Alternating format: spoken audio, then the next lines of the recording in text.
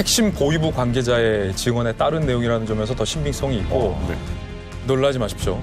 총 26번의 암살 기도가 있었습니다. 표면적으로 보고되고 드러나지 않은 암살 기도까지 치면 더 많을 것으로 생각이 되고요.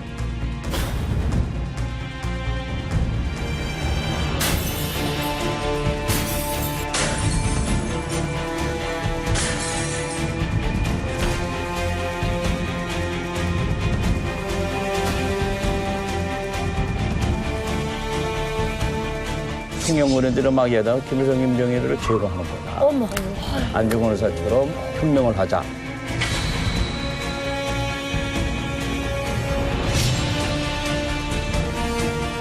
북한이 민주주의를 진정으로 자기들은 만들고 싶어 한다. 그래서 평양으로 들어가서 그런 거사들을 진행하겠다.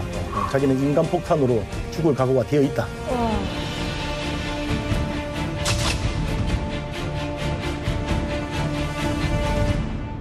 이 충격적인 이야기 오늘의 주제로 준비했습니다. 북한 최고 존엄 제거 작전. 김정은을 위협한 충격적인 사건을 다뤄보도록 하겠습니다. 이런 거 다룰 때 우리끼리 다룰 수가 없잖아요. 네. 필요 있죠. 누가 꼭 필요하죠. 네, 채널A의 주전투수. 볼직구를 던지고 있는 김진 기자 모셨습니다. 안녕하세요. 반갑습니다. 아니, 중간에 섭외를 스스로 요청을 한다라는 설이 있어서. 진짜요? 요번 거는 제가 스스로 손을 들은 게 맞고요. 왜냐면 지난번에 제가 말씀드렸듯이 10번 출연했을 시에는 10회는 제가 출연료를 받지 않겠다. 드렸고 계속해라야. 이번이 이제 4번째 도장이거든요. 6번 좀 남았다 말씀드리고. 예. 사실은 이 암살이라는 것은 김정은이 아침에 눈을 떠서 저녁에 눈을 감기 전까지 아마 김정은의 뇌 속에서 가장 많이 떠오른 공포스러운 단어가 아닐까 싶습니다. 제가 직접 취재한 부분도 있기 때문에 이번에는 좀 제가 직접 자청해서 출연을 했습니다. 아니 근데 김정은 암살은 우리도 좀 궁금하잖아요. 근데 그 시도가 진짜 가능한 일인가요? 놀라지 마십시오. 총 26번의 암살 기도가 있었습니다. 총 26번의 암살. 짧은 시간에? 실제로입니다. 할아버지 김일성 시대에는 암살 기도가 총 9차례 있었고요. 아버지 김정일 시대에는 총 14차례가 있었습니다. 점점 많아지는구나. 점점 많아져요, 진짜. 표면적으로 보고되고 드러나지 않은 암살 기도까지 치면 더 많을 것으로 생각이 되고요. 네. 핵심 보위부 관계자의 증언에 따른 내용이라는 점에서 더 신빙성이 있고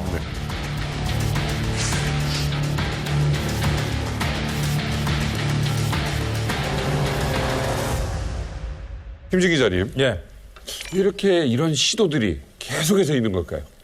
특히 김정은 정권에 들어서 김정은 시대에 들어서 더욱더 이 같은 시도들이 거세지고 있는데 사람이 아무리 믿고 따르고 싶어도 아무리 세뇌된 사람이어도 머리로 이해가 돼야 마음이 가는데 왜 김정은이 저 자리에 있는지에 대한 명분이 없는 겁니다. 왜냐? 김정일만 하더라도 충분한 시간을 갖고 후계 구도를 만드는데 북한 군부가 최선을 다했습니다. 하지만 김정일이 갑자기 떠나면서 그 어린 북한 주민들 입장에서 보면 그 피덩이처럼 보였을 거 아니에요. 피덩이 김정은이 그 정점에 오르는 것에 대한 후계 구도 작업이 없었죠. 그러니까 북한 주민 입장에서는 어디서 굴러먹다 떨어진 후계자로 볼 수밖에 없는 거예요. 그렇기 때문에 저항감이 더 크다. 그리고 세계 어느 나라에서도 3대에 걸쳐서 독재가 세습되는 나라는 없습니다. 오직 북한이. 북한이 유일합니다. 요즘 세상에. 요즘 세상에. 북한 주민들이 이른바 지칠 대로 지쳤다라는 것. 300년 그리고 살아가니까. 그리고 김정은 시대에 들어서 경제난이 더 심화되고 있고요. 거기에 전염병도 돌죠.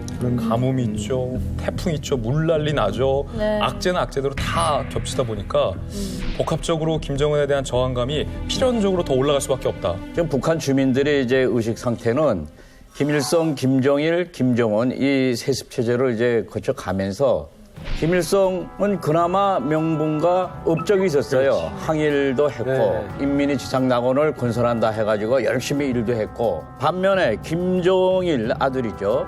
그는 아버지를 보필하면서 또 열심히 따라다니면서 일을 했어요. 그러니까 그 아버지, 그 아들이라고 이런 명분은 있었어요. 저 김정은에는 아무것도 없는 거예요. 국제적인 역량도 없고 아버지의 도움도 없고 할아버지 도움도 없고 그러니까 지금 아주 독립적인 상태에서 서 있기 때문에 북한 주민들이 보기에는 어씨 뭐 너나 나나 비슷하지 뭐 너는 그냥 부모 잘 만난 거고 나는 그냥 너 할아버지 아버지 때문에 우리 부모만 붙도록 고생했고 내 신세가 여망역거리니까 뭐 같은 이런 그 평균 의식이 있는 거예요.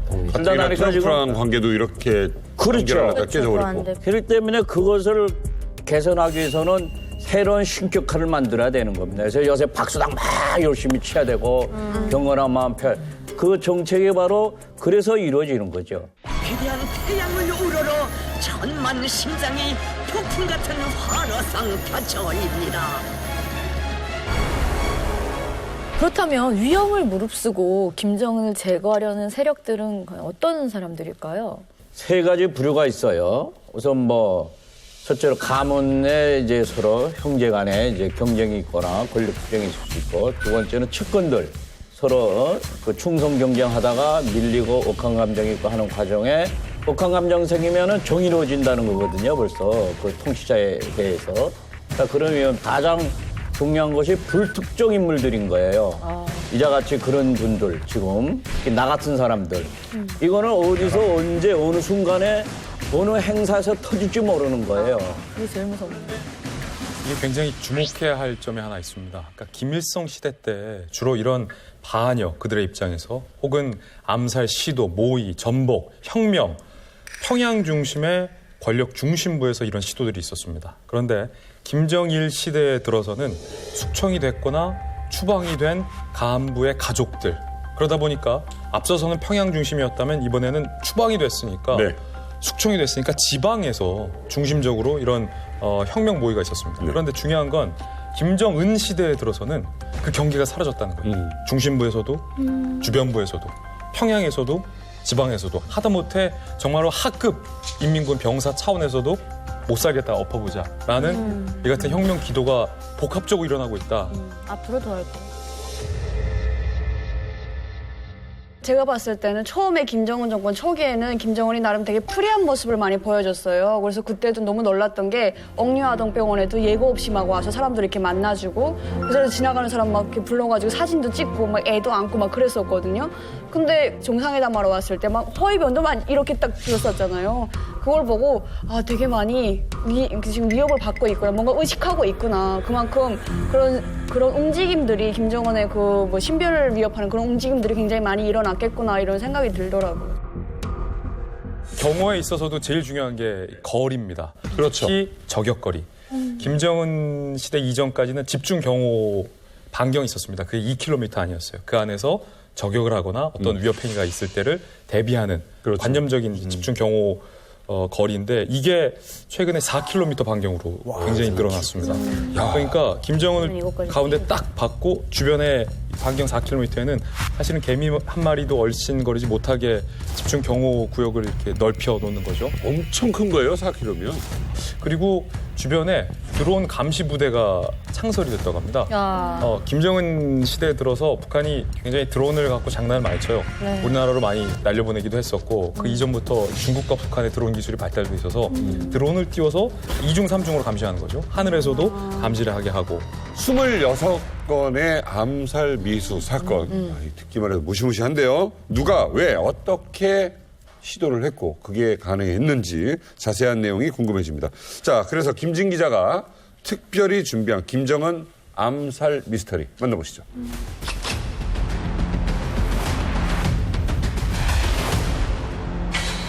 동해에서 발견된 북한 주민의 시체. 2018년 12월 동해에서 우리 해군은 작은 배 한 척을 발견합니다. 이 배에는 상상도 못한 사람이 타고 있었는데 바로 북한 주민 3명과 항구의 시체. 이 배는 곧 북한으로 송환됩니다. 하지만 얼마 후 이들의 정체에 대한 놀라운 추측이 이어집니다. 그들은 사실 김정은의 암살조였다.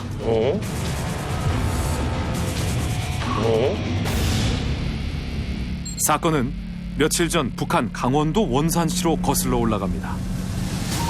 이곳에선 김정은이 심혈을 기울이는 대규모의 리조트 단지가 건설 중이었는데요.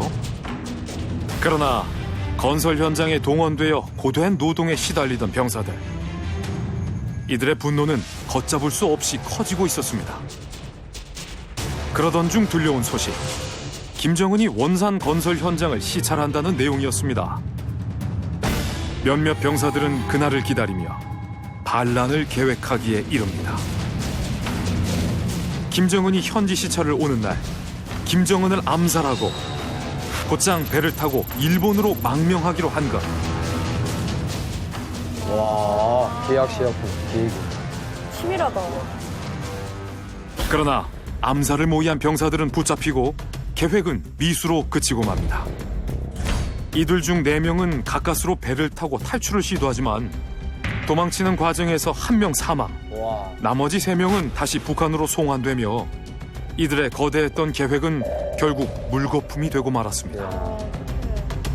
평범한 북한 병사가 김정은을 제거하려 했다는 어마어마한 이야기. 이건 정말 추측에 불과한 것이었을까요? 야, 무섭다, 진짜. 그만큼 이제 불만이 많은 거지 뭐. 이 최근에 나타난 이 사건이 김정은 암살과 관계가 있다라는 추측, 그 근거는 뭡니까? 일단은 이 사건은 2018년 12월에 벌어집니다. 첫째 알려지기로는 단순한 사건이었습니다. 동해상에서 우리 군에 의해서 북한 선박이 구출됐다. 그 즉시 북으로 북송이 됐다. 그런데 그 선박 안에는 북한 주민 3명과 시신 항구가 있었다.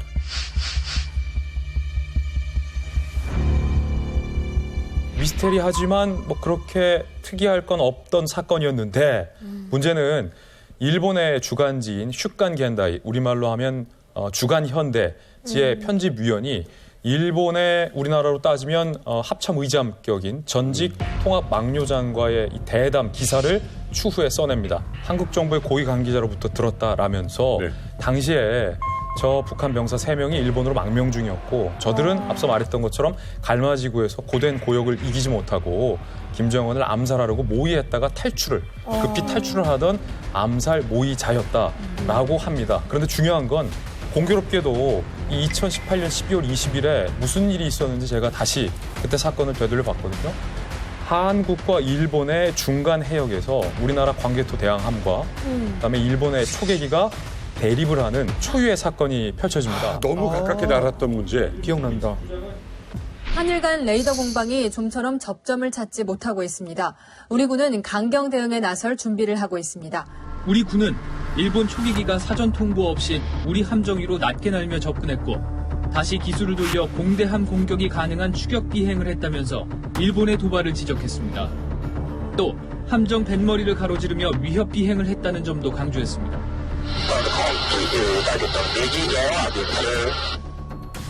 하지만 일본은 위협 비행이 아니라는 주장을 반복했습니다. 협상이 결렬된 뒤 우리 군은 강경 대응 검토에 들어갔습니다.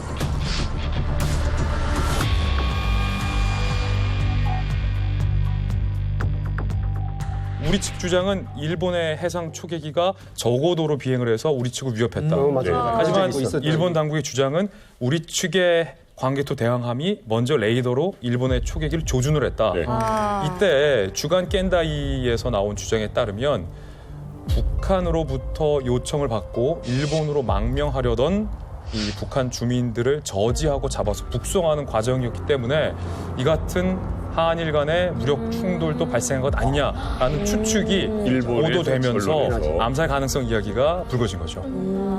고위층에서 최측근 해서가 아니라 좀 약간 병사들 얘기가 나와서 이게 약간 의아해요. 상당히 좀 의아한 지점은 바로 그거예요. 일반 주민들, 일반 병사들에서 나왔다는 거거든요.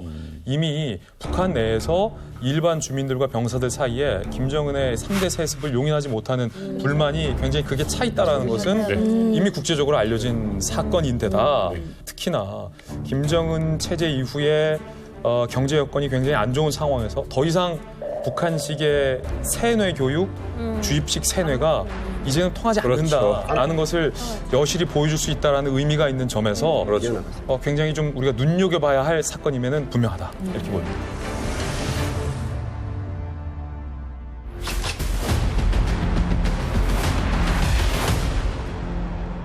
김정은 암살 미스터리 2번째.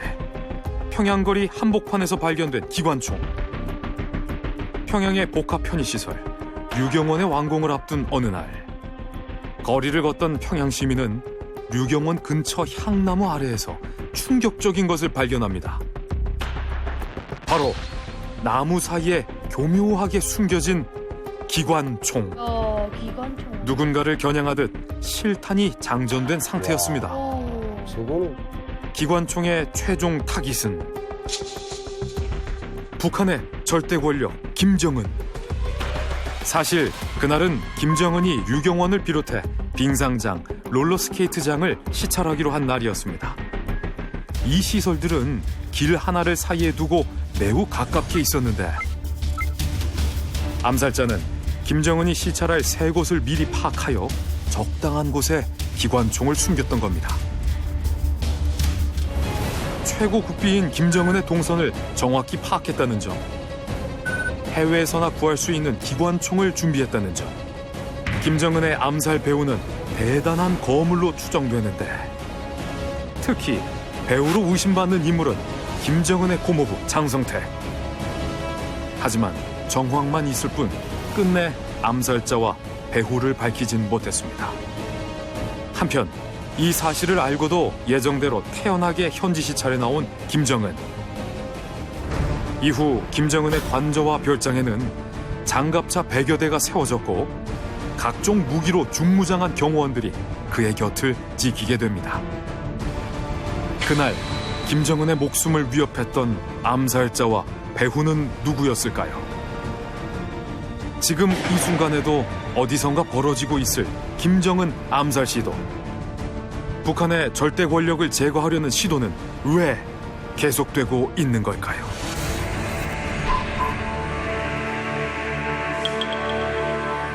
듣고 보면서도 지금 완전히 대단히 깜놀입니다, 지금. 아이, 저게 상상도 못 합니다. 우리 군사복무 때는 아예 꿈도 못 끼던 이 상황인데, 인민군대 평양시 구분대에는 실탄 자체를 논아 안 줍니다. 네. 다 공탄만 주지. 저 장군님 보위 때문에 실탄 자체를 안 줍니다.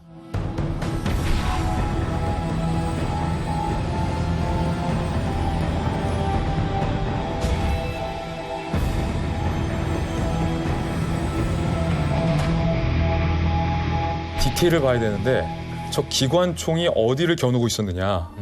아, 방향. 김정은의 동선을 겨누고 있었다. 그리고 탄력을 받을 수 있는 게 이 주장에 장전이 돼 있었다.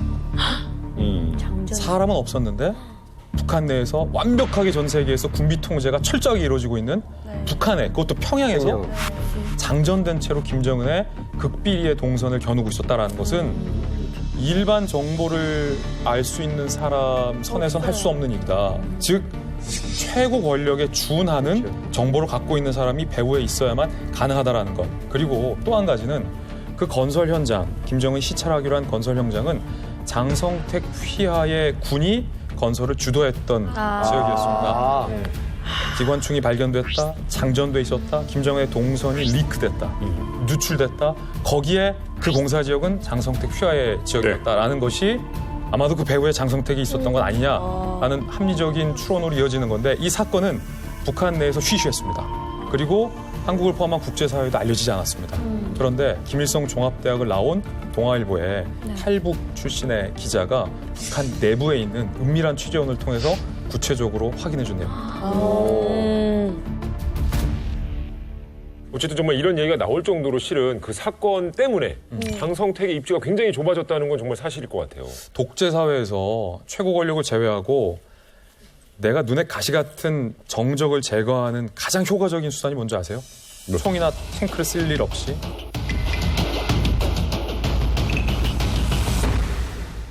어쨌든 정말 이런 얘기가 나올 정도로 실은 그 사건 때문에 장성택의 입지가 굉장히 좁아졌다는 건 정말 사실일 것 같아요. 독재 사회에서 최고 권력을 제외하고 내가 눈에 가시 같은 정적을 제거하는 가장 효과적인 수단이 뭔지 아세요? 총이나 탱크를 쓸 일 없이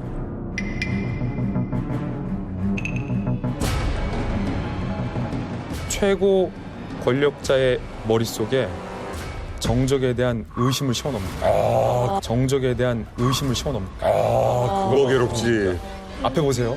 장성택이 했다라는 물증은 단 하나도 없습니다. 그러게요. 다만 정황이 장성택 휘하의 군이 건설을 하는 곳에 장전된 기관총이 김정은의 동선을 겨누고 있다. 네. 이것은 누가 보더라도 장성택이 했을 법하죠. 김정은은 이 사건 이후로 아마 자기보다 더 커 보였던 고모부에 대한 의심을 처음으로 품었을지 모릅니다. 그런데 놀라운 건 이 직전 해까지 김정은의 공개 시찰을 장성택이 무려 102번 동행합니다. 다 같이 나간 거예요. 102번 동행하고 북한 언론에도 노출이 됐고. 그렇죠. 그런데 이 사건 이후에 5월까지 장성택이 13차례만 북한 언론의 모습을 드러냅니다. 분명한 건 이 사건 이후에 장성택의 입지가 좁아졌고 그렇지. 추측컨대 김정은 마음속에 고모부를 향한 의심은 이 사건으로 분명하게 싹이 텄다. 의심은 시작이 되는 게 문제지 시작되고 나면 다 그렇게. 커져. 금방 커지지. 와이프한테 찍히면 큰일 나잖아. 뭔가 이것도 다 머리카락 같고 여자 머리카락 같고 막 이렇게 보이죠.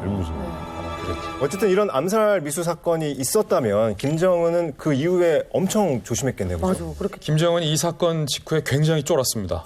특히 김정은의 경호 규모가 달라졌는데 못 보던 장갑차가 정말 무더기로 등장을 합니다. 제가 좀 따져봤는데 장갑차가 100대가 등장했습니다. 이런 주변에 예, 장갑차, 탱크 100대. 아, 옛날 왕보다 더하네. 김정은이 주로 이용하던 별장, 그렇지. 김정은의 관저, 김정은의 어떤 비밀스러운 사생활이 있는 곳에 장갑차 100여 대가 등장을 했고 그럼요. 그리고 김정은 주변에 경호하는 사람들이 중무장을 하기 시작합니다. 헬멧을 쓰고 자동형 기관총을 들고 나오고 특히 제가 굉장히 유의 깊게 본 것은 경호원들이 골프백 같은 거를 이 사건 이후에 들고 다녔어요. 근데 저희들이 추측하기엔 그 골프백 안에 기관총과 자동 소총과 수류탄과 중화기 등을 넣고 다닌 것이 아닌가 이렇게 저희는 분석하고 있습니다. 근데 우리 이만갑 식구들의 의견도 궁금해요. 그 북한 내부에서 절대 존엄인데 김정은을 그 암살하려는 시도가 그런 마음을 먹는다는 게 가능할 것 같은가요? 북한 사람들이라면은 다 기억할 만한 엄청나게 큰 사건이 2004년에 있었죠. 용천역 폭파 사건이라고 해서 북한 용천역에서 최악의 폭발 참사가 났습니다. 지금까지 1,300여 명의 사상자가 난 것으로 확인되고 있지만 피해는 앞으로 더 늘어날 것으로 보입니다. 용천군 보이부 등 공공건물 12곳과 가옥 약 9천여 채가 붕괴 또는 반파되고 용천 역사 주변 500m는 거의 함몰되었으며 피해 범위가 지름 4km에 이르는 등 용천 일대가 완전 폐허로 변했다는 것입니다.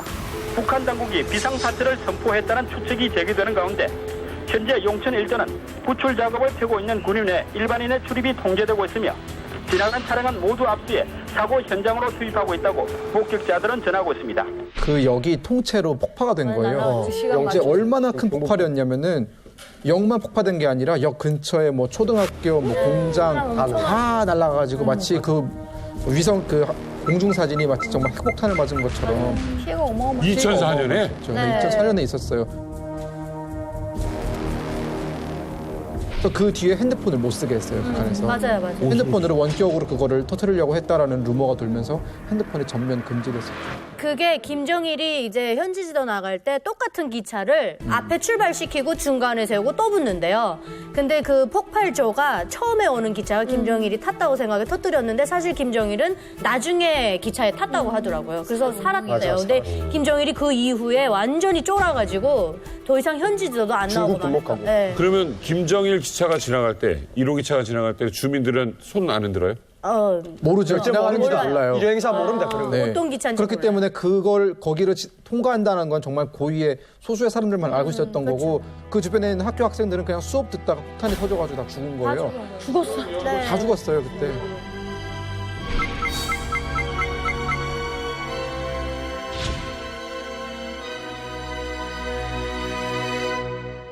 김정은의 몰락을 바라는 그 세력들이 네. 뭐 내부뿐만은 아니잖아요. 맞아.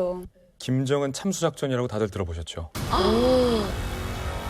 핵과 미사일 도발로 국제사회를 비웃고 있는 김정은. 그를 두고 한미 군 당국은 참수작전 카드를 준비하고 있습니다. 김정은을 콕 집어 제거하겠다는 구상인데요. 과연 어떤 방법이 있는 걸까요? 참수작전은 북한의 주요 지휘부, 그러니까 김정은을 직접 겨누는 작전입니다. 김정은이 가장 두려워하는 작전 개념으로 알려져 있습니다. 실제로 미군이 오사마 빈 라덴을 제거했을 때, 핀셋 제거했을 때 참수작전을 하는 겁니다. 제목이 바로 그렇게 그거죠. 있습니다. 한국군과 미군에도 이 참수작전에 대한 다양한 시나리오가 마련되어 있습니다. 작계상. 유사시에 북한 지도부가, 김정뿐만 아니라 북한 지도부가 은신하는 루트를 식별해서 봉쇄하고 통제하고 핀셋으로 제거한다. 효율적으로. 그리고 다시 돌아온다.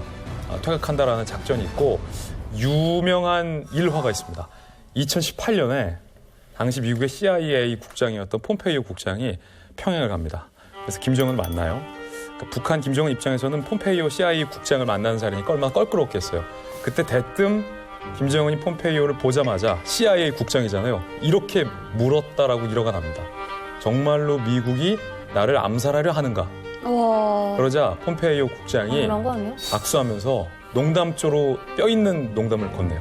지금 이 순간에도 암살을 시도 중이다. 와. 아, 무서워. 유사시라는 게 정말 전쟁 시나리오인 거잖아요. 그럼요. 네. 이거 어떻게 보면 전쟁 시나리오일 뿐이 아닌가. 실제로 그건 계획이 아니지 않나. 이미 김정은이 가장 무서워하는 무기가 있습니다. 뭐야? 바로 스텔스기. 아, 레이더에 잡히지 않는 스텔스기인데 그래서 우리나라가 F-35의 로키드 마틴 스텔스기를 도입하게 결정이 된 거죠. F-35는 100% 스텔스가 강점입니다. 현존 최강의 전투기인 F-22 래퍼의 스텔스 기능을 그대로 옮겼습니다. 이 스텔스 기술이라는 게 얼마나 무서웠냐면 예전에는 단순히 엔진에서 나는 열을 겹겹이 감싸서 엔진 열이 레이더에 안 잡히는 기술을 스텔스 기술이라고 했는데 요즘 레이더 기술이 굉장히 발달을 해서 전투기의 큰 형태, 특히 레이더를 쏘면 이 비행기의 동체와 날개에 레이더가 반사되는 면적이거든요. 그렇죠. 그걸로 레이더가 인식을 해요.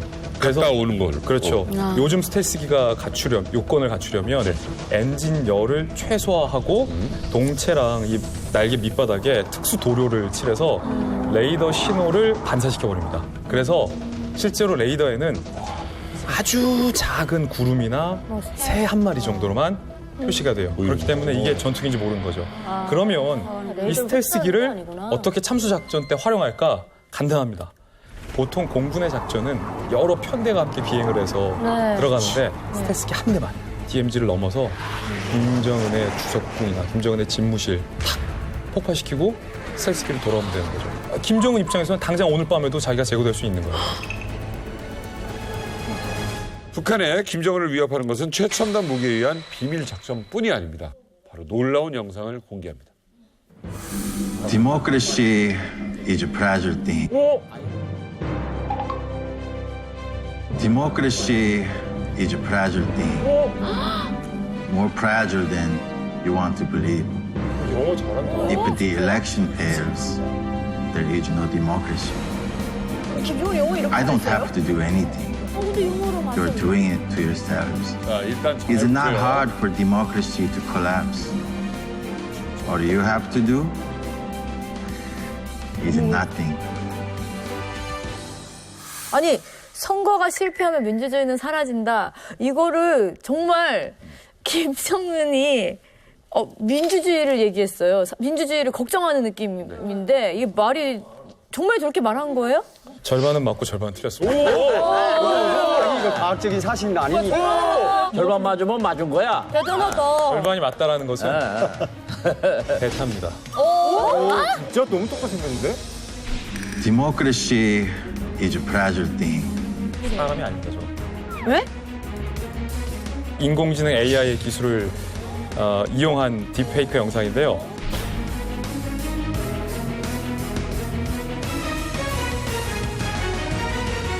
네, 진짜 똑같은데요? 인공지능이 사람의 목소리와 사람의 어떤 감정, 그다음에 아까 입꼬리, 근육, 말투, 어떤 이 쪽까지 학습을 합니다. AI는 짧은 시간에 굉장히 많은 양을 학습할 수 있기 때문에 어차피 지금 영상 합성 기술은 발전이 돼 있거든요. 근데 거기에 AI를 접목해서 고도의 가짜 영상을 합성을 해서 만들어내는 거죠. 저는 아까 그 웃는 표정을 봤거든요. 왜냐면 얼굴에 있는 근육 중에서 근육이 많이 움직일 때가 화났을 때도 아니고 울 때도 아니고 사람이 웃을 때. 맞아.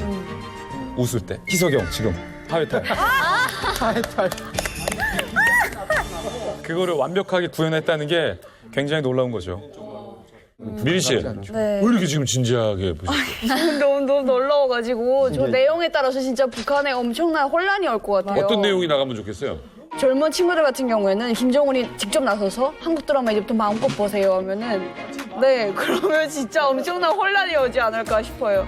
저는 일단 만약에 저 김정은이 저렇게 해갖고 해킹해서 나가면 그 핵시설 다 이제 문 닫고 그 가지고 있는 핵을 다 폐기하라고 먼저 했으면 좋겠어요. 왜냐면 버튼이 있다 그랬거든요, 김정은이한테. 그래서 그 터뜨리기 전에 핵무기 시설을 좀 다 내려놔라. 요거 먼저 해줬으면 좋겠어요.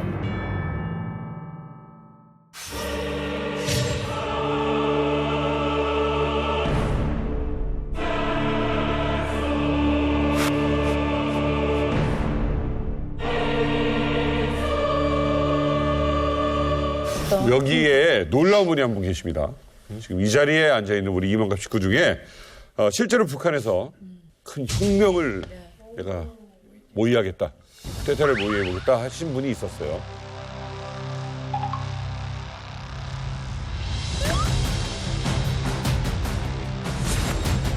자, 우리 이명선 대표님. 네. 제가 혁명의 전문가죠. 우리 명선사님. 아, 설마.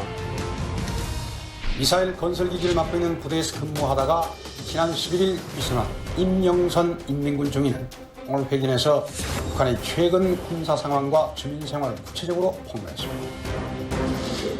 13년 동안 북한 군사건설국에 근무하다 제3국으로 탈출해 지난 11일 귀순한 이명선 북한군 중위는 오늘 귀순회견에서 자신이 속한 군사건설국이 80년대 말부터 미군 기지를 겨냥한 장거리 미사일 기지를 건설해왔다고 폭로했습니다.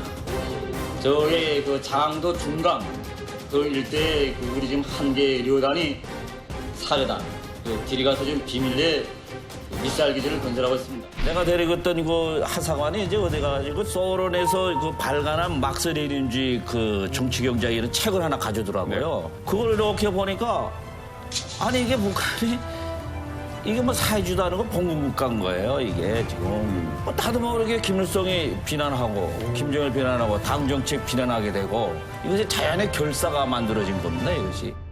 몇 년도 언제쯤이었습니까? 우리가 이제 계획을 그 수립되기 시작한 거는 여기 남한의 88 올림픽 요 시점부터 이제 간판 없는 독서의식으로 친구들끼리 이렇게 금지된 서적, 마르크스 레닌주의 서적이나 이런 거 보고 하면서 또 남선 방송도 듣고 그런 친구들이 이제 모이니까 하연히 이제 그게 조직화되더라고요.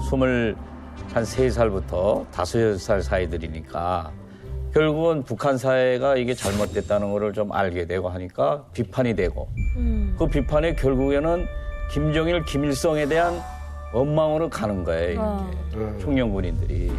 그러다가 89년도, 90년도에 김일성 교시가 95년도까지 통일을 못하면 나는 통일을 못 본다. 그 귀신이 같아요. 그러게. 94년도에 그 서거했거든요. 그렇죠. 예. 그러니까 이제 그때 김정일 위원장이나 뭐 오진호 무력부 여기서는 빨리 이거 우리가 전쟁을 할 수 있는지 검토를 하자 해가지고 맞아. 그때 그런 얘기. 전쟁 분위기로 막 넘어간 거예요. 아, 좀 과격한 발언과 교시가 있었겠네요. 그렇죠. 그러니까 근데 우리 부대는 되게 전략 미사일 기지나 탄도나 이런 것을 시설하는 부대거든요. 비밀리에. 그러니까 우리 부대 쪽으로 빨리 시설을 완성하고 지하 발사장이라든가 지하 비행장 시설을 빨리 완성하라 해가지고 이제 그 알고 우리 청년군인들이 야 이거 전쟁 터지겠구나. 우리 90년도 군대에 나갔을 때 통일병사라고 그때 들끓었습니다. 그렇지. 예, 수령님 맷돌 때 통일을 선물한다라고 그때 말이 돌았거든요. 전쟁. 예, 그렇죠. 통일해서. 그러니까 이제 우리는 남북한의 이제 병력 배치를 아니까 일주일이면 다 초토하다 이거는. 그걸 부실내게 하면 방법이 뭐냐 하는 쪽으로 이제 청년군인들이 막 얘기하다가 김일성, 김정일을 제거하는 거야. 어머. 김일성, 김정일을 제거하는 거야. 어머. 안중근 의사처럼 우리도 혁명을 하자. 와. 이쪽으로 이제 몰아가는 거예요. 조직화되니까 야 이게 해서 또 어떤 친구는 또 그 아이디어도 내고 조직 이름을 달자 해가지고 구국항쟁위원회라는 이름이 달리고 그다음에 김일성이를 저거를 제거해야 된다 하는 결론이 생기니까 이건 누구도 알면 안 된다. 그러니까 또 최고위원회고 7명만 알아야 된다 하니까 그 7명이 딱 이제 규합이 되더라고요. 야, 그러니까 비밀을 딱 나눌 수 있는 건 7명의 수뇌부. 그렇죠. 예. 그런 찰나에 그 우리 친구가 비밀성 허위 총국에서 그 경호부대에서 근무하던 친구를 데리고 온 거예요. 우리는 거기에 대한 전문 지식이 없으니까. 그러면서 이제 91년 9월 23일 그 추석날이죠, 그날이. 그날에 김일성 주석 그 아버지 어머니 그 묘, 성묘 거기서 행사를 한다는 거예요. 정치 행사. 그것을 이제 저기 총을 줘야 되지 않습니까? 나는 이제 경비서장이니까 총을 몇백 자를 가지고 있는 거예요, 권총. 모든 지휘부 군관들 권총은 다 내가 가지고 있으니까 평상시에. 또 권총 2개를 이제 주고. 그다음에 제일 문제는 뭔가면 딱 이렇게 탕탕 붙을 때에는 사람이 이게 생각이 하얘지기 때문에 숙달되지 않은 행동을 할 수가 없어요. 연습을 해야 돼요. 훈련을 해야 돼. 그렇지, 리허설을. 거의 권총 사격은 최소한 20m 앞에까지 접근해야 되거든요. 막 뚫고 들어가야 되거든요, 이게. 그러니까 이제 우물우물하는 순간 이제 뚫고 들어가야 되는 거죠. 그래서 그거는 이제 그 친구들이 하기로 하고, 그 다음에는 우리는 혁명에 성공을 해도 거사가 분명히 북한이 봉쇄하고 알리지 않는다. 그러니까 이런 혁명을 했다는 것을 인민들에게 알려야 된다. 전단을 한 5만 장을 만든 거예요. 5만 장이요? 네. 그러니까 이제 23일 밤 10시부터 세계 방면 여기 동해선, 함경북도 무산에서부터 평양, 또 신의주에서 그 평양선, 평양에서 황해도선 이 세 개선을 이제 전단 살포를 한 거죠. 와.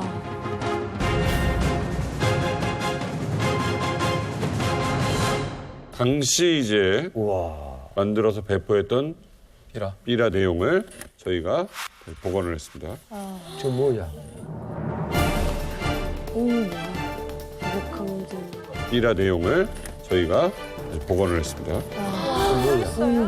구국 항쟁 최고위원회는 김일성, 김정일 죄행 심의하고 제3 몰수 사형 언도. 그 전단은 내가 여기 남한에 서울에 오니까 우리 안기부의 세장에 와 있더라고. 우리 안기부의 세장에 와 있더라고. 아니란 말이죠. 그 안기부에서 그걸 보여줘가지고 내가 카피한 거예요. 우와. 그 모임에서 같이 모의를 해서 내용을 정해요? 아니면 그냥 개인적으로 다 그냥 아니지. 알아서 써요? 아, 이거 좀 고생 많이 했어요, 저거만. 감회가 새로운데 필적 감정 피하려고 이자 친구들 얘기하듯이 각자 왼손으로 왼손으로 그걸 이 자동차 타이어 튜브 그 꼬매에다가 새긴 거예요, 여러분. 그래서 여기 이렇게 하얀색 구멍 이렇게 있는 게 다 고무에 있는 그거 울퉁불퉁하니까 그렇죠. 이런 이렇게 하구나. 그것도 그 한 사람이 쭉 새기면은 그거 알리기 때문에 내가 쓴 것이 김자하고 또 일자하고 제일 못 쓴 글씨가 내가 쓴 거예요. 한 5 숫자는 내가 쓴 거예요, 그게.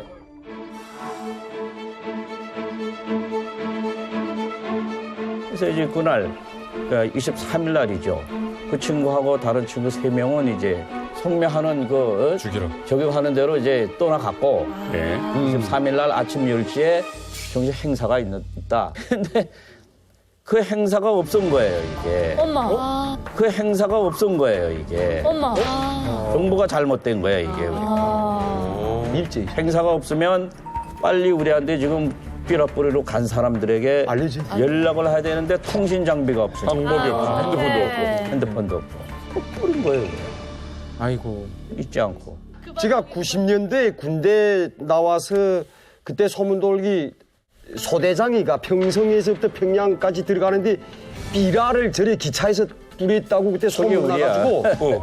맞아. 아니 그때 우리 군대에서 보위부 내 쪽으로 해가지고 사회나 군부에서 내 쪽으로 해가지고 저 잡으면 죽인다라고 완전히 우린 하선사들 그 잡으면 죽이겠다고 한 게 바로 김영선 대표님인 줄 몰랐어. 와, 여기 혁명의 원수가 여기 와 있었으니까. 혁명의 원수. 혁명의 원수. 사회 보위부에서도 그때 일시 동시에 인민군대하고 사회 전 국가보위부 총동원했습니다. 그때 무조건 잡으라 이거는 이렇게 했는데 바로 대표님 여기 와서 계시다.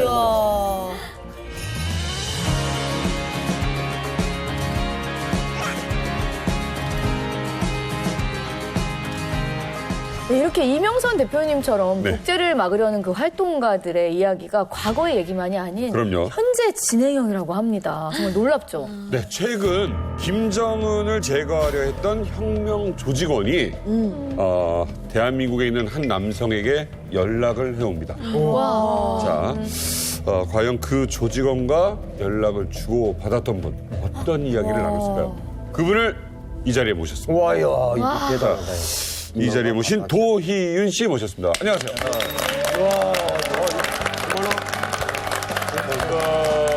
반갑습니다. 그 본인 소개를 좀 부탁드리겠습니다. 예, 저는 북한 내부의 혁명 조직원과 오랫동안 교분을 쌓았던 사람이고 현재 피랍 탈북 인권연대라고 하는 국제 인권 단체의 대표를 맡고 있습니다. 예. 김정일 위원장을 고소하신 분입니다. 아니, 진짜요? 가능해요? 이거 뭐예요? 진짜로요? 제가 그때 이제 앞에 안내를 제가 맡았고요. 제가 앞에서 손기스로 여기가 스페인 대사관이다 하고 들어가는 부분을 제가 비디오로 촬영을 했고 북한이 민주주의를 진정으로 자기들은 만들고 싶어 한다. 그래서 평양으로 들어가서 그런 거사들을 진행하겠다. 자기는 인간 폭탄으로 죽을 각오가 되어 있다. 극악무도한 특대형 테러 범죄의 진상을 논박할 수 없는 증거 자료들을 가지고 만천하에 낱낱이 폭로한다. 색도 냄새도 없는 극히 미세한 극독성의 생화학 물질을 수뇌부가 사용하고 있는 전용 의자에 주입시키는 테러 방법을 모의하였습니다.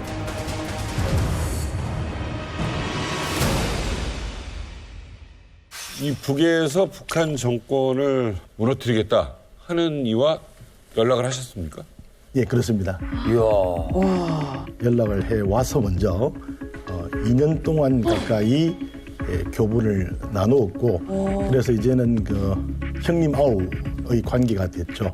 예, 그렇게 진행했던 게 사실입니다. 네. 아니 근데 저는 궁금한 게 그 조직원이 하필이면 왜 도희윤 대표님을 딱 지목해서 왜 대표님께 연락을 드린 걸까요? 방금 제가 이제 소개 말씀에 피랍 탈북 인권연대라는 그 인권 활동이에요. 피랍이 바로 이제 납북자라든지 이 국군 포로 또 그 가족들의 인권 이런 문제를 지원하는 단체고 네. 또 탈북자들의 구명 활동도 진행했던 단체고 또 이것을 단지 구명이라고 하는 차원이 아니라 국제적으로 널리 알릴 수 있는 이런 활동들을 쭉 해왔었기 때문에 자기들이 하려고 하는 그런 일에 상당히 부합되는 인물이다 이렇게 아마 판단을 했던 것 같습니다. 아이고 더 대표님은요 우리가 통일투쟁 동기죠. 한 20년 됐죠? 그렇죠. 예. 그러니까 이 친구들이 여기 와가지고 이렇게 자유대안에 와가지고 행복하게 살 수 있는 것은 다 도 대표님이 그 투쟁의 결과입니다. 감사합니다. 아유, 별 말씀을요. 투쟁의 결과다.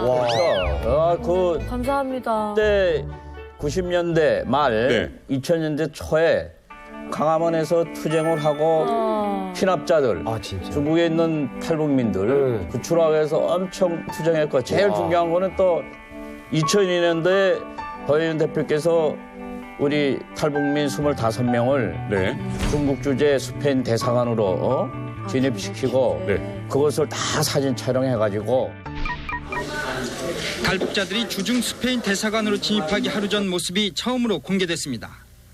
생사의 갈림길에서 탈북자들은 상기된 모습으로 준비된 음식을 거의 먹지 못합니다. 다음날 아침 모두 모자를 쓴 채 버스 안에서 스페인 대사관을 둘러보는 탈북자들. 탈북자 25명이 중국 공안을 물리치고 스페인 대사관으로 진입하는 순간 해외 10여 개 지원단체 관계자들과 한국인 3명이 당시 이들을 뒤에서 도왔습니다. 국내의 많은 단체들이 국가가 하지를 못한다 그러면 우리 민간 단체들이라 할지라도 난민 수용이라는 부분들에 대해서 진지하게 고민을 하고 있는 걸로 알고 있습니다. 제가 그때 이제 앞에 안내를 제가 맡았고요. 우리 탈북인들이 이제 스페인 대사관이 어떻게 생긴 줄을 잘 모르고 국기도 모르는 상황이니까 제가 앞에서 손기스로 여기가 스페인 대사관이다 하고 들어가는 부분을 제가 비디오로 촬영을 했고. 근데 저 궁금한 게 지금 그러니까 중국에 있는 스페인 대사관에 지금 들어가는 거잖아요. 그렇죠. 저 경비원은 어느 쪽 사람인 거예요? 왜 이렇게 뜯어 말리는 거예요 지금? 저 공안이죠. 중국 군인이죠, 저거 지금. 네. 자기들도 이제 저게 너무 당황스러우니까. 그렇지. 이 사람 잡으려다 놓치고 저 사람 잡으려다 놓쳐서 한꺼번에 들어가. 25명을 다 놓쳐서 25명 무사히. 만약에 그 전에 이제 저런 사건들이 있었다 그러면 경계를 완벽하게 했겠죠. 근데 왜 다 지금 모자도 쓰고 옷도 조금 기존에 다른 옷으로 관광객으로 위장했던 옷들이기 때문에 아마 중국 공안으로서도 상당히 놀라웠을 겁니다. 사실 이 사건은 스페인 대사관을 왜 택했냐. 유엔의 순번제 의장국이 스페인이었습니다. 그럼 이 문제를 최소한 일주일 내지는 어느 정도 시간을 끌게 되면 유엔에서 충분하게 중국 당국이 국제법을 위반하고 있다고 하는 문제점의 대결점을 확실하게 만들 수가 있었어요. 그런데 이 내용을 중국 당국이 영리하게도 알아차린 거죠. 그래서 3일 만에 이들을 필리핀으로 추방시켜버립니다. 그래서 저희들이 애초에 계획했던 이 문제를 좀 더 장기화하면서 중국 당국의 국제법 위반을 국제사회의 대결 구도, 이게 조금은 실패한 거죠.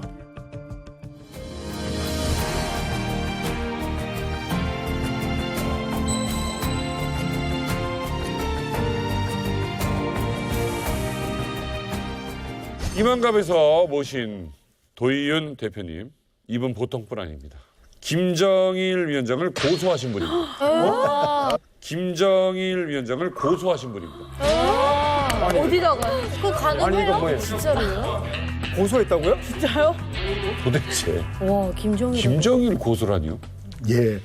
2009년도에 저희가 진행했던 일이고요. 그때 당시도 수많은 고통받았던 우리 탈북 형제들의 인권 문제, 반인도 범죄를 다 취합을 해서 저희들이 이 내용을 국제형사재판소에 다시 말해서 국제적 사법장치로 북한 당국을 압박해야 된다. 이런 분위기가 있었습니다. 또 그리고 러시아 불목공으로 나와 있던 우리 탈북 형제, 또 다리 절단된 우리 탈북 형제 이런 분들을 모시고 네덜란드 헤이그에 있는 ICC 본부에 제가 직접 가서 국제형사재판소, 국제형사재판소에 고소장을 제출했는데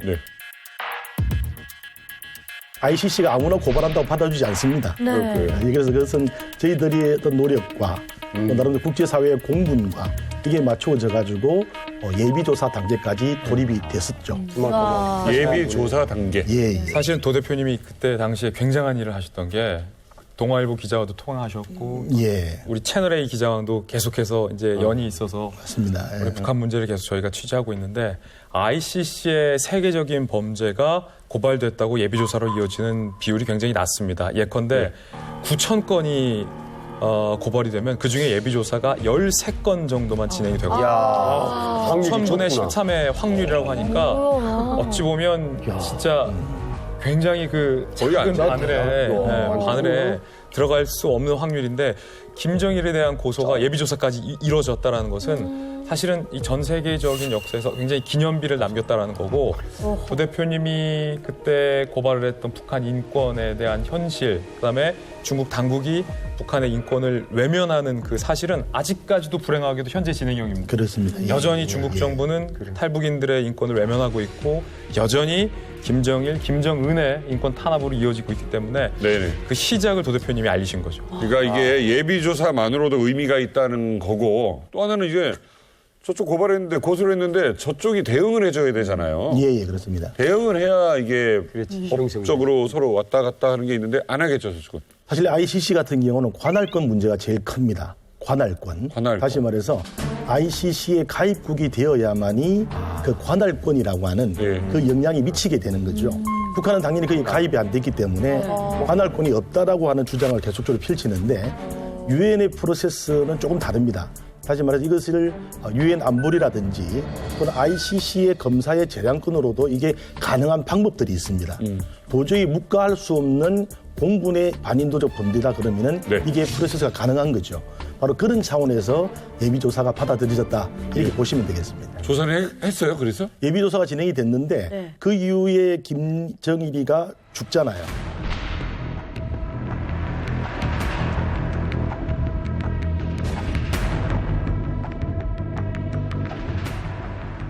자, 김정은을 제거하려 했던 북한의 혁명 조직원이 대한민국의 한 남성에게 비밀리에 접촉을 시도합니다. 첫 연락 어떻게 왔습니까? 사실 그 친구가 저희들에게 저희 단체로 전화를 걸어왔습니다. 전화요? 예. 저는 뭐 전화 걸어오는 얘가 한두 번이 아닙니다. 북한 사람들이 저에게 많이 전화가 오죠. 특히 그때는 2014년 중반으로 기억이 되는데요. 제가 사무실이 없을 때입니다. 사무실이 없을 때 전화가 왔고 그 연락처를 토대로 해서 이제 전화를 할 때도 있고 안 할 때도 있고 좀 수상하다 이래 보면은 전화를 안 할 수도 있는 거죠. 이상하게 전화가 하고 싶더라고요. 그리고 또 찍혀져 있는 외국 전화번호가 조금 남달랐고 그래서 제가 전화를 하고 싶어서 전화를 일단 그 시간 좀 늦은 시간대에 전화를 해서 제가 이제 통화를 했죠. 저 도의원 대표라고 합니다. 저한테 연락하신 분이시죠? 이렇게 제가 물었습니다. 네. 물으니까 제가 전화했던 사람입니다. 저는 오랫동안 도의원 대표를 잘 알고 있습니다. 이제 북한말로 했는데 제가 북한말을 좀 서툴러서 그렇게 했는데 사실 그때는 이제 잘 알고 있다는 건 두 가지거든요. 보이부 요원처럼 저놈을 어떻게 해볼까 하고 감시하는 그런 사람일 수 있는 거고 그렇죠. 아니면 실질적으로 저의 도움이 필요한 사람이 있는 거고 그렇게 되는 거죠. 그 소통을 통해서 이제 신뢰도 구축하고 얼마 지나지 않아서는 형님 아우 저보다 나이가 한 서너 살 어립니다. 형님 아우로 지내는 그런 신뢰적인 관계가 구축이 됐죠. 근데 그분의 좀 정체가 궁금해요. 그래. 어떤 사람입니까? 저도 많이 어떤 궁금했죠. 분일지. 예, 저도 많이 궁금했었는데 다시 전화가 이제 왔을 때 저하고 통화하면서 이야기하는 말이 저는 단순하게 도움을 요청하기 위해서 연락한 사람이 아닙니다. 저는 무슨 일을 하고 싶은 사람입니다. 라고 이야기를 했었어요. 그래서 저는 이제 그런 상황인데 이분은 이야기가 뭐냐면 자신이 있는 곳은 러시아고 자기가 공학을 전공했다라고 이야기하더라고요. 자기는 공학을 전공했던 사람으로 외화벌이 차원에서 나와는 있는데 단순한 그런 사람은 아닙니다. 그래서 앞으로 여러 가지 많은 일들을 전개를 해야 되는데 도 대표님의 어떤 도움들이 꼭 필요할 것 같아. 제가 이제 통화를 하면서 느낀 게 많죠. 왜냐하면은 딱 우리 임명선 대표님 주변 우리 탈북인들 다 잘 아시다시피 전화 통화를 한다는 게 북한은 쉽지가 않습니다. 그렇죠. 해외에서도 마찬가지입니다. 그렇죠. 모두가 다 상호 감시 체제에 있기 때문에 그 통화를 그나마 조용한 소리로 저하고 주고 받을 수 있다. 뭔가 좀 급이 다른 사람이다. 제가 그런 느낌을 받았었죠. 그러니까 첫 전화를 받고 이게 보이부에서 혹시 역공작을 하는 거거나 나에게 뭔가 해코지가 들어오는 거거나 근데 언젠가부터 이 사람은 믿어도 되겠다. 또 러시아에 계시다 보니까 국제 통화비가 굉장히 많이 들어가지 않습니까? 그래서 제가 주로 이제 전화를 하는 입장인데 전화를 걸려와서 바로 끊어버리면 그 번호로 이제 그게 신호가 되는 거죠. 제가 바로 이제 전화를 해서 상당히 전화를 많이 하게 되는데 처음에는 서로 다 의심을 했습니다. 의심을 뭐냐면 자기는 나를 오래전부터 알고 있었지만 실질적으로 연락을 하면서 또 실질적으로 내용들을 확인해 가면서 어떤 마음을 제가 품을지도 모르잖아요. 그쪽은 그런 의심을 할 수가 있죠. 근데 다만 이제 저희들도 인권 운동적 차원에서 많은 탈북인들을 접해봅니다. 그러면서 이것이 진심인가, 무엇을 원하는가, 어느 정도 반도사가 됐다고나 할까요? 그런 차원이 되다 보니까 진심들이 어느 정도 통하게 되는데 그렇지만은 제가 끊임없이 녹음을 했습니다. 그 전화기를 녹음을 해서 다 분석을 하죠.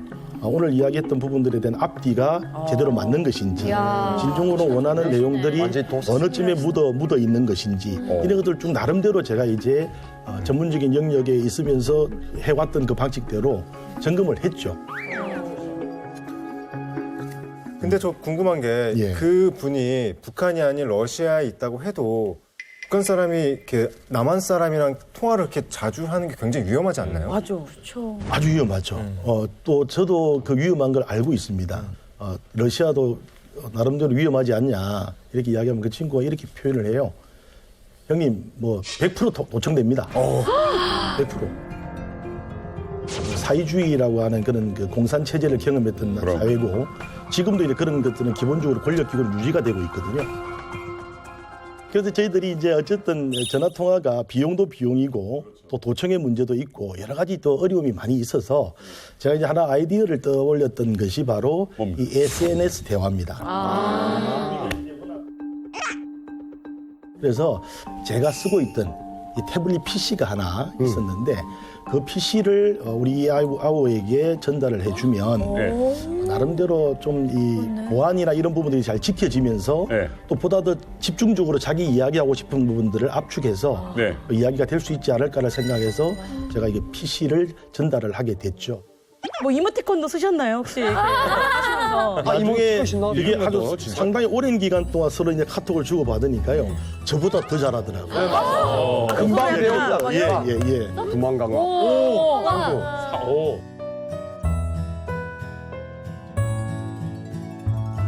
상대방의 이름을 최이상 본명인가요? 저 이름은 제가 지어준 별명입니다.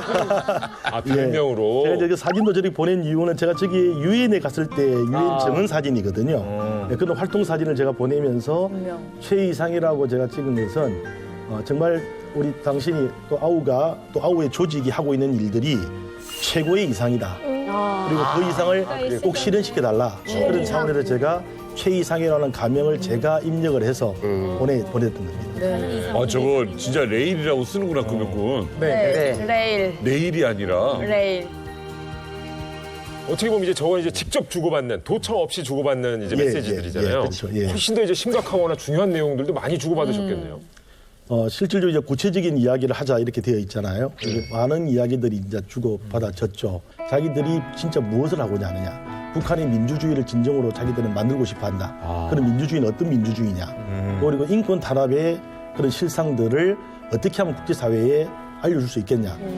이 친구는 북한 내부의 직접적인 인권 실상의 목소리를 대표님을 통해서, 형님을 통해서 국제사회에 알리도록 하겠다. 와, 이거 기가 막힌 얘기네요. 그래서, 아니, 근데 지금 나와 있는 최이상 씨는 대북 방송을 들은 적이 있었답니까? 다 보여드리지는 못하지만은 대표적인 사진 하나 그 친구가 보내왔던 사진을 하나 공개를 하겠습니다.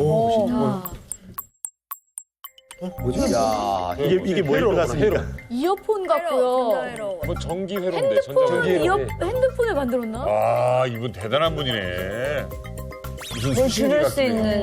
공학 공부했다고 하지 않았나? 이 자기를 공학도라고 했고 실제로 자기 스스로가 저것을 다 만들었습니다. 다시 말해서 뭐냐면 완제품인 이게 라디오인데 이 완제품의 라디오도 구입할 수 없는 게 해외에 나와 있는 노동자들의 현실입니다. 맞아요. 제가 여기 나왔을 때도 마침 이 친구가 들었던 그 대북 방송을 하고 오는 길입니다.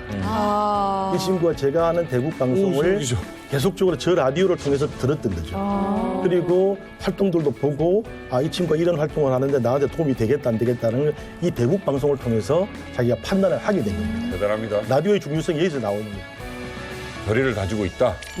체제 전복을 노리고 있다. 이런 의사 표현은 어떻게 하게 된 겁니까? 실질적으로 자기들이 어떤 뭐 구체적인 체제 전복 이런 이야기는 단어를 사용하기는 상당히 어려운 부분이 있습니다만은 자기들은 평양에 존재하는 조직이고 김씨 독재 왕조를 어떻게 하면 무너뜨릴 수 있는지를 연구하는 조직이다. 사실 뭐냐면 뭐 실행 조직이다 이런 표현을 하지 않습니다. 자기들이 그 어떤 작동 시스템을 제대로 파악을 해서 그 작동 시스템을 와해시키면 결국 독재는 무너지는 거 아니냐. 그래서 자기들은 그것을 해체하는 것을 연구하는 조직이다. 그래서 인원도 소수고 많을 필요도 없고 한 가지 또 이야기한 것은 저희 대장, 자기들이 소속되어 있는 대장은 김정일의 어마어마한 신임을 받는 사람입니다. 대장. 이런 거 얘기해도 되나? 공식 명칭도 두진 않는답니다. 왜냐하면 명칭 자체가 있으면 그것을 바로 조직 단체로 엮을 수 있는 거니까. 그렇게 만들 필요도 없다라는 거죠. 그래서 자기들의 어떤 수장이나 면면들은 형님이 들으면 놀라울 정도의 사람들이다. 물론 과시할 수 있는 부분도 물론 있겠습니다만은 그의 진지한 내용을 들어봤을 때는 이것은 그냥 말장난이 아니다. 실질적인 일이다. 제가 그렇게 느꼈죠. 근데 그런 사람이 왜 이 혁명 조직을 만들었을까요? 그 이유도 알고 계세요?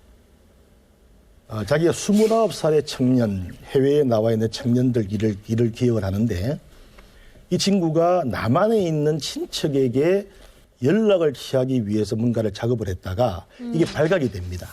그래서 이 친구는 이제 평양으로 압송이 돼서 처형을 당하게 되는데 자기만 처형이 되는 게 아니라 1살짜리 아이도 죽였다. 어머, 임신하고 있어도 죽이는데요? 네, 1살짜리 아이도 죽였는데 이런 것들이 비일비재하게 일어나는 이 체제, 이런 독재 체제에서 더 이상 자기들이 충성할 수 없다.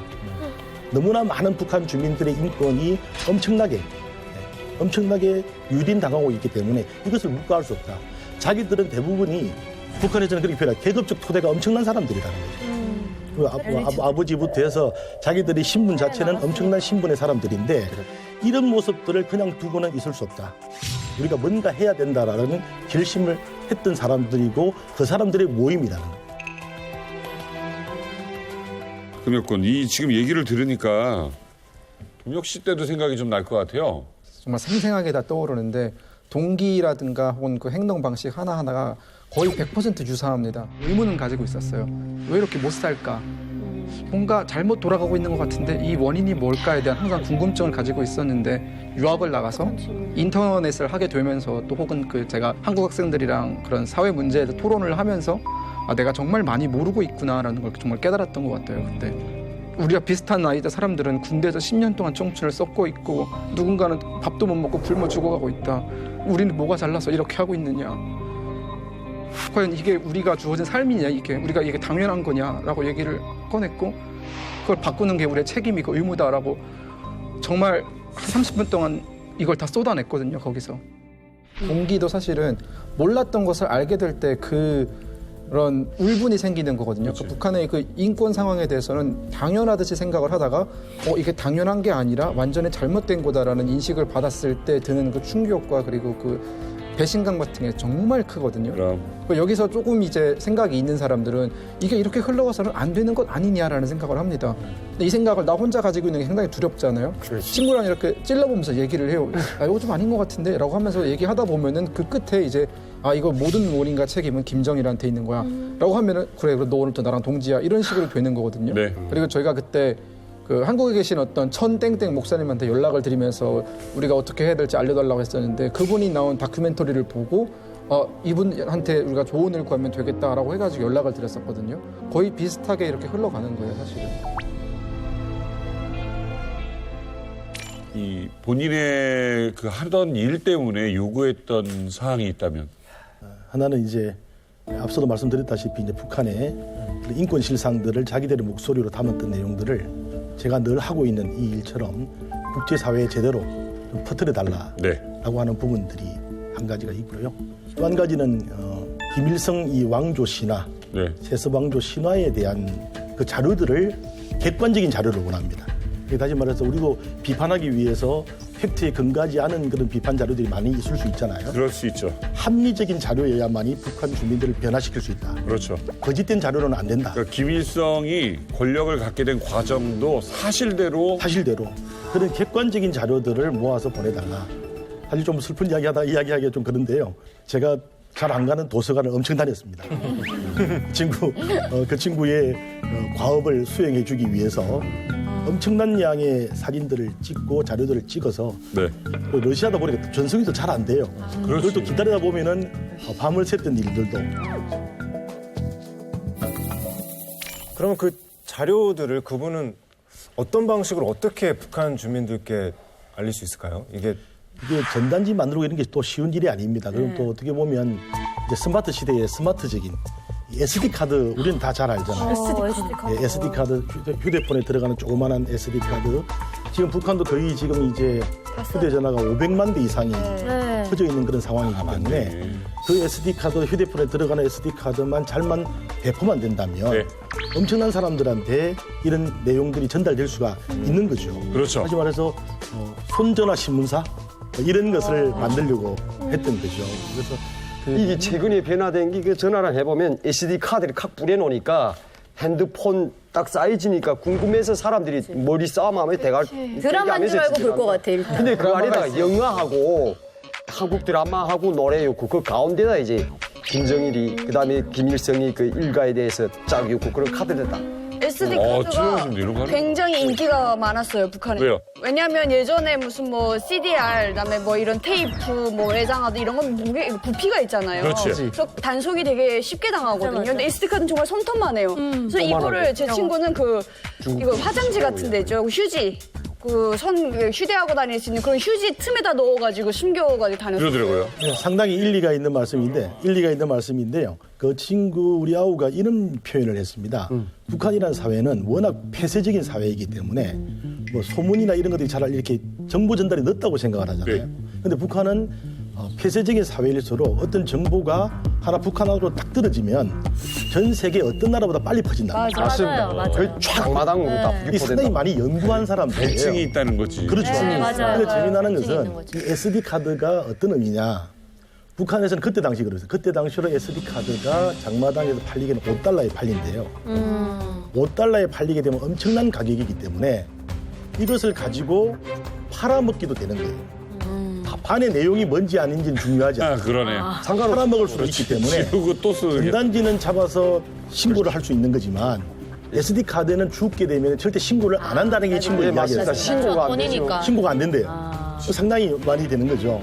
이게 야오 이야기였어요. 아니, 그런 얘기를 하면서 이렇게 하면 김 씨 일가 이 정권을 무너뜨릴 수 있다 좀 확신을 하던가요? 최희상 그 씨가. 친구는 이 표현이죠. 이렇게 저한테도 이런 이야기를 했습니다. 김일성 신화에 대해서 믿지 않는 사람이 북한에 몇 프로 정도 된다고 생각하십니까? 이제 묻길래 제가 최소 뭐 한 5%에서 10%는 되겠죠. 이렇게 이야기했죠. 그 친구 이야기는 1%도 안 됩니다. 믿지 않는 게? 믿지 않는 게. 그렇지. 99%는 다 믿고 있다는 거예요. 아직까지. 다 믿습니다. 다 믿- 네, 다 믿고 있다는 거예요. 우리는 항상 안 믿는 사람하고만 얘기를 지금도 믿으면 안 해보니까. 되지. 우리 아니, 어쨌든 지금도 깨어있는 탈북인들이 한국에 오셔서 많은 이야기 듣고 있기 때문에 그렇게 보여지지만 실제 북한 내부에서는 거기가 최고의 세상인 줄 알고 살아가는 거죠. 맞아요. 살아가는데 이 친구 이야기는 이 1%를 5%에서 10% 정도만 올리면 북한은 넘어갑니다. 이 5% 10%를 절대 무시하지 마십시오. 이 SD 카드나 라디오나 이런 것이 이 역할을 합니다. 이런 이야기를 하면서 북한 김정은이가 몇 년 안에 무너질 것 같습니다. 제가 그런 질문도 제가 여론조사 기관에서 많이 받거든요. 저는 그랬죠. 5년 아니고 좀 한 1년 안에라도 무너지면 좋겠다. 그건 내 소망인데 이렇게 이야기하고 또 제가 또 탈북인들을 많이 접하니까 사실 탈북인들 중에는 북한 체제가 절대 무너지지 않는다라고 이야기하는 사람들이 많아요. 꽤 많습니다. 꽤 많이 있거든요. 그래서 이렇게 하면서 제가 이제 이야기하니까 하는 말이 뭐냐면 형님 이 정도 상황이면은 500년 갑니다.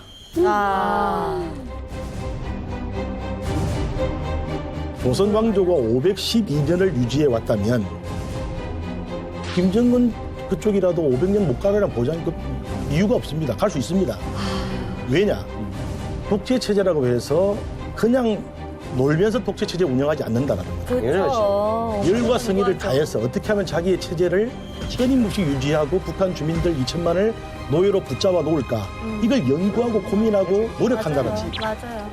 여기에도 중요한 건데 누가 더 안간힘을 쓰냐는 겁니다. 독재 체제를 유지하려고 하는 세력과 독재 체제를 무너뜨리려고 하는 이 세력 둘 중에 안간 힘을 쓰는 세력이 이기게 마련인데 과연 지금 우리가 독재 체제를 비판하면서 독재자들이 자기 권력을 유지하는 것만큼 그것을 능가하는 노력과 피와 땀을 흘리고 있느냐. 제가 거기에 충격을 딱 받았습니다. 저도 지금 노력하고 있는가. 두려움은 혹시 없던가요? 두려움 같은 건 전혀 느끼지를 못하고요. 죽으로 평양 간다는 겁니다. 내가 지금 평양 들어가는데 형님 곧 이제 들어가는데 들어가면 죽습니다. 들어가면 죽는다는 건 무슨 말이에요? 그 정도로 북한 체제라는 것이 자기들이 완벽하게 일을 진행을 해도 죽게 되어져 있고 일을 못하게 되면 더 많은 죽음이 또 기다리고 있을 거고 그 죽음을 두려워하고서는 아무런 일도 이루어질 수 없다라는 거죠. 그래서 평양으로 들어가서 그런 거사들을 진행하겠다라고 이야기를 하면서 바로 자기는 인간 폭탄으로 죽을 각오가 되어 있다. 평양으로 돌아가셔서 연락이 끊어졌었던. 아니 평양에 들어가고 난 다음에는 저희들이 중국 브로커를 통해서 연락을 몇 번 받았습니다. 그 받은 것 중에 하나 중요한 것이 평양에 여명거리가 있잖아요. 여명거리를 조성한다고 엄청나게 홍보를 많이 했었는데 거기에서 사고가 터집니다. 김정은의 생명으로 조성 중인 평양의 여명거리에서 열흘 전 철거하던 건물이 무너졌다고 합니다. 근로자 수백 명이 잔해에 깔렸는데 대부분 숨진 것으로 알려졌습니다. 김일성의 생일인 태양절을 닷새 앞둔 지난 10일 평양 금수산 태양궁전에서 영생탑 사이에 김정은의 특별 지시로 조성 중인 일명 여명거리에서 철거 중이던 건물이 갑자기 무너져 내렸습니다. 대북 소식통은 위층 골격이 무너져 내리면서 아래층에서 작업 중이던 인부들이 잔해에 그대로 깔렸다고 전했습니다. 장비나 기술이 부족한 탓에 인력을 무작정 많이 투입하다 보니 사실상 맨손으로 철거를 진행 중이었다고도 덧붙였습니다. 결국 인부 수백 명이 그 자리에 매몰된 상황. 참사가 일어난 지 이미 열흘이 지나 사실상 대부분 사망한 것으로 판단됩니다. 아직도 이리가. 그 사건을 저한테 알려줘 왔습니다. 그래서 그 사건 때에 자기들이 그걸 확인을 하고 사람들이 수백 명이 지금 밑에 묻혀 있는데 그것을 다 그냥 덮어버렸대요. 그 내용을 접하고 이것을 빨리 형님이 국제사회에 좀 알려달라라고 이야기를 해서 이 내용들을 여기에 내용을 제보를 해서 이 내용이 국제적으로 알려지게 됐습니다. 아, 그래서 나온 거. 그 연락을 그 아우님, 예, 그렇습니다. 최희상 씨에게 받아 들으신 거군요. 예, 그 이후에 이제 연락이 제대로 안 됐던 상황이어서 늘 노심초사 또 아우의 소식들이 전해져 올까 제가 그렇게 기다리고 있었던 상황이었죠. 근데 그분은 이제 평양에 들어가서 그 소식을 전한 이후에는 연결이 끊기게 되는 연락이 끊겼다가 이제 새벽에 저에게 한번 또 제가 또 소식이 뭔가 올까봐 전화기를 곁에 두고 잠을 청했거든요. 근데 새벽에 뭔가 전화가 온 겁니다. 화들짝 놀라서 보니까 제가 평소에 아는 기자분 한 분이 그 새벽에 아마 5시인가요? 6시인가요? 전화가 왔는데 기자분이 하는 말이 대표님 지금 북한 영상에 대표님이 나왔는데 이거 보셨냐는 거예요. 그래서 전혀 못 봤다. 어떤 내용이냐. 우리의 최고 수뇌부를 노리고 추진해온 극악무도한 특대형 테러 범죄의 진상을 논박할 수 없는 증거 자료들을 가지고 만천하에 낱낱이 폭로한다. 대표님 지금 북한 영상에 대표님이 나왔는데 이거 보셨냐는 거예요. 그래서 전혀 못 봤다. 어떤 내용이냐.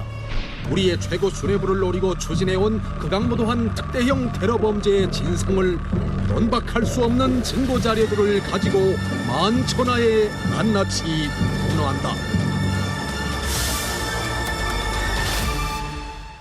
이자는 살인 악마들에 의해 극악한 테러범으로 전락된 김성일이다.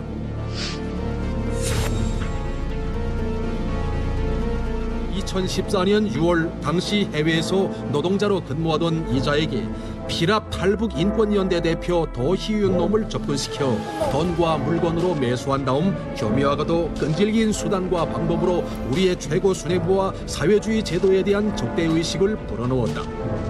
피랍 탈북인권연대 대표 도희윤 놈은 괴뢰 국정원에 끈합불로서 우리 국민들에 대한 유인 납치를 전업으로 돈벌이를 하는 범죄자이며 수전너이다. 이에 대해 김성일은 이렇게 자백한다. 저는 2014년 6월경 괴뢰 피랍 탈북 인권연대 대표 도희윤이라는 놈을 인터넷상에서 알게 되었으며 그런가 전화상으로 이야기를 나누는 과정에 적들이 반공하고 노약 선전에 서가는 거가 극히 천하무도한 테러 범죄 행위에 가담하게 되었습니다. 다른 사람 아니야? 자기가 그 괴뢰산 삼성 판용 컴퓨터를 한 대 보내주겠으니 거기에 텔레그램이나 카카오톡과 같은 문자 대화 프로그램을 적재하고 아이디 주소를 입력한 다음 친구 초대를 하면 서로 자유롭게 대화를 진행할 수 있는데 자기가 거기에 그 인터넷 상에서 반공하고 모략 자료들을 열람할 수 있는 방법을 구체적으로 설명해 주겠다고 하면서 후에 그것을 보내주겠다고 이야기하는 것이었습니다. 김성일놈에게 판형 컴퓨터로 자유아시아 방송을 비롯한 반공화국 모략 방송들과 선전물들을 대대적으로 시청 열람시키었으며 더 쉬운 놈을 통해 세뇌 교육을 유방감이 나오는구나. 더 쉬운 놈을 통해 세뇌 교육을 집요하게 벌려 이자를 극악한 테러범으로 전락시켰다. 이것은 해외 연락 거점 마련을 위해 적들이 2017년 5월 5일 오전 10시 신의주 세관을 통해 들여보낸 설비와 자재들이다.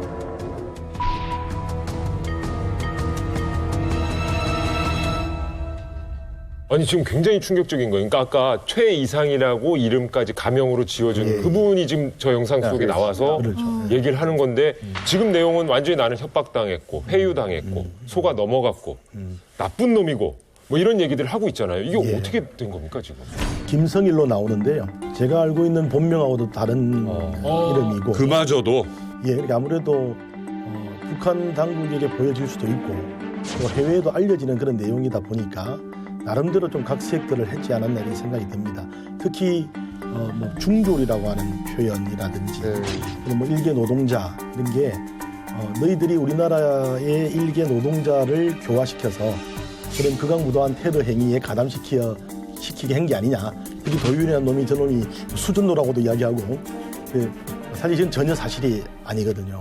이게 중졸 뭐 이렇게 표현하는 것이 중졸이라 다 수준 다른 건 아닙니다만 그런 표현으로 그런 식의 뉘앙스로 노동자 별게 아닌 노동자를 시켜서 이런 나름대로의 체제의 정말로 중심이 될 수 있는 어마어마한 뼈대에 있는 집안의 세력들이 집단으로 반체제 활동을 했다. 북한은 충격이죠.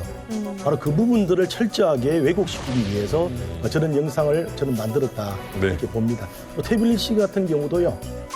제가 보낸 유형은 맞지만 진짜는 아닌 것 같아요. 왜냐하면 우리 아우가 러시아에서 북한 평양으로 들어갈 때 저에게 이야기한 것은 워낙 그 보안의식이 철저한 친구이기 때문에 강의 태블릿 PC는 던져버리고 간다 그랬거든요. 예, 그렇기 때문에 유사한 것을 저렇게 꺼내놓지 않았나 저는 그렇게 봅니다.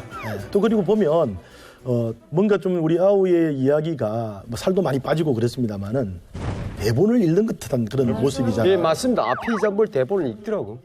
허희은이라는 놈을 인터넷상에서 알게 되었으며 국히 천하무도한 테러 범죄 행위에 가담하게 되었습니다. 그리고 또 이 사람이 뭔가 죽음을 각오했던 사람인데 제 생각에는 그렇습니다. 자기가 하나밖에 사람의 약점을 제대로 파악을 하는 게 북한 공안 기관들이기 때문에 그 아들을 앞에 데려다 놓고 예를 들면 뭐 권총으로 아들을 겨냥하면서 시키는 대로 다 해라, 다 풀어라, 이야기하라. 그러지 않았나 그렇게 생각합니다. 그 이후에 조직원들의 소식은 혹시 전에 온 게 없나요? 제가 직접 중국을 다니지 못하는 그런 상황이기 때문에 거기에 나와 있는 뭐 활동하는 선교사분들이라든지 브로커분들이라든지 이런 통해서 이야기를 듣거든요. 우리 아우는 뭐 적결 처형식으로 처형이 됐고요. 조직원들과 그 가족들도 다 죽인 걸로 그렇게 제가 들었는데 그 숫자는 거의 2자리 숫자. 그리고 이것은 끝난 사건이 아니라 지속적으로 진행되고 있는 현재 진행형 사건이다. 이렇게 제가 듣고 있습니다. 사실이 아니길 바라죠. 특히 그 아들은 그 아이를 저에게 부탁을 했어요. 그것은 이제 뭐라고 할까 그런 관계가 형성되지 않으면은 절대 이야기할 수가 없는 거죠. 제가 흔쾌히 이야기했습니다. 당연히 내가 아들 하나 얻었다 생각하고 키우겠다. 걱정하지 마라. 그러니까 그 친구가 마지막으로 크게 웃고 표현도 그렇습니다. 오늘 형님하고 소통하면서 제일 기쁜 날이다. 오늘은 2발 뻗고 자겠다. 그거면 다 됐다. 진심으로 그러셨던 것 같아요. 그렇습니다. 왜 그렇게 뭉클해지세요? 이 얘기하면. 그 약속을 제가 못 지켰기 때문에.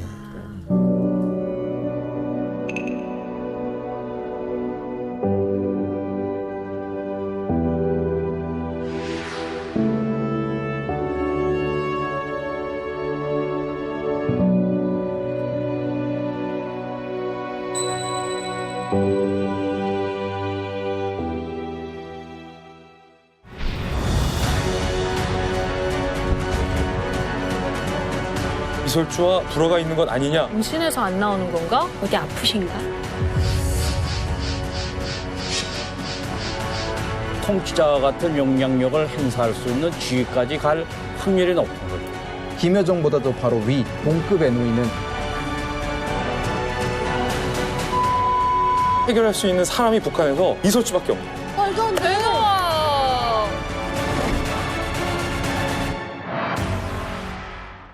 채널 A